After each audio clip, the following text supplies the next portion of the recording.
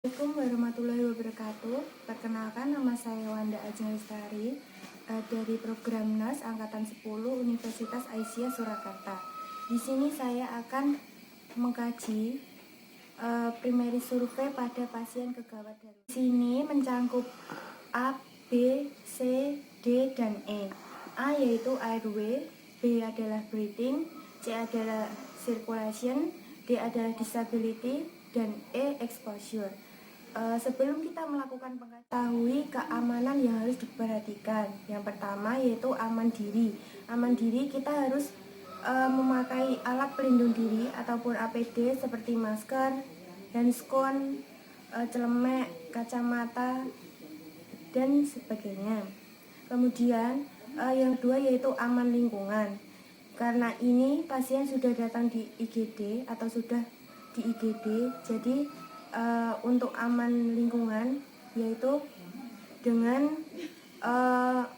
membebaskan pasien dari area kerumunan. Kalau semama di situ ada keluarga harus jauh dari pasien.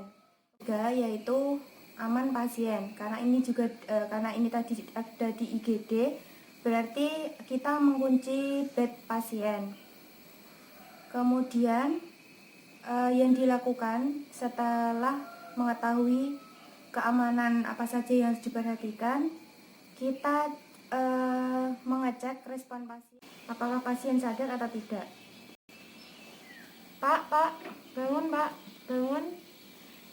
Di sini pasien tidak sadarkan diri.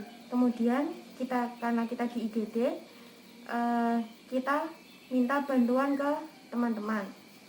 Teman-teman, tolong bantu saya. Di sini ada pasien tidak sadarkan diri. Tolong persiapkan alat-alatnya.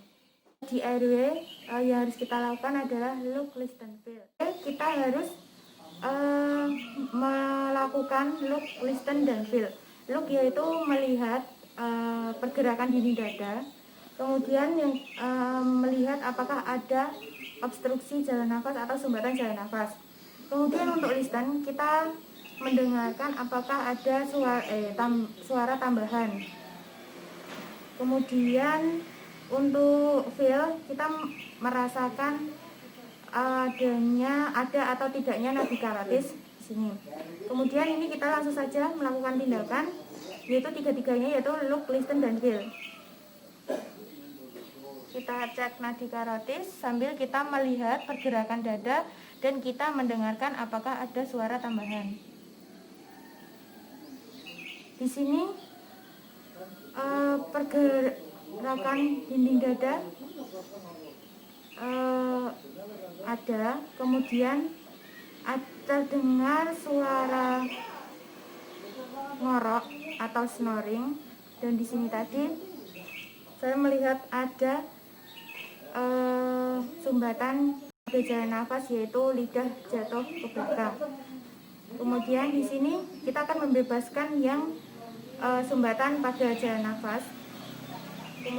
Kita menggunakan apabila pasien trauma itu menggunakan jaw thrust dan chin lift. Kalau pasien non trauma menggunakan head in chin lift. Di sini anggap saja semua pasien itu trauma. Kita membebaskan sumbatan jalan nafasnya dengan jaw thrust.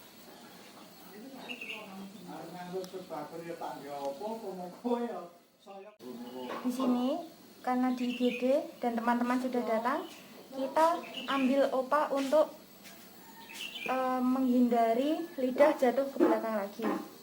Kita pasang OPA pada pasien. Kita mengkaji breathing. Yang pertama kita harus melihat apakah pola nafas pasien cepat atau lambat. Kemudian kita melihat saturasi oksigen pasien. Kemudian apakah ada cuping hidung pada pasien. Kemudian untuk irama pernafasan apakah teratur atau tidak. Dan kemudian kita melihat retraksi dinding dada juga pada pasien. Kita lihat di sini RR pasien yaitu 26 kali per menit. Kemudian di sini saturasi oksigen pasien yaitu 93%. 3%.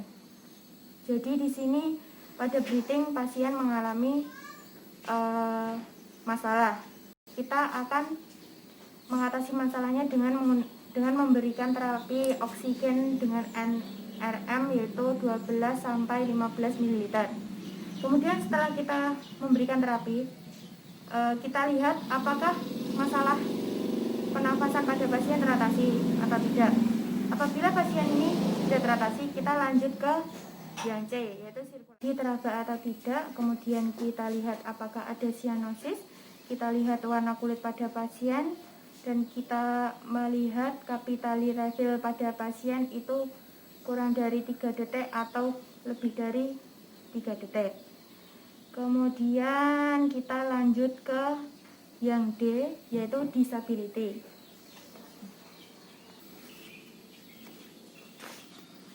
Di sini untuk disability kita melihat atau mengecek tingkat kesadaran pasien yaitu menggunakan GCS. Mengukur tingkat kesadaran pasien, apakah pasien somnolen, composite mentis, delirium ataukah koma. Di sini GCS pasien yaitu diketahui untuk E-nya yaitu terdapat 1 poin, kemudian untuk verbal 1 poin, dan untuk motorik yaitu 2 poin. Jadi GCS 4 dan dikategorikan dalam koma. Kemudian kita melihat refleks pupil pasien.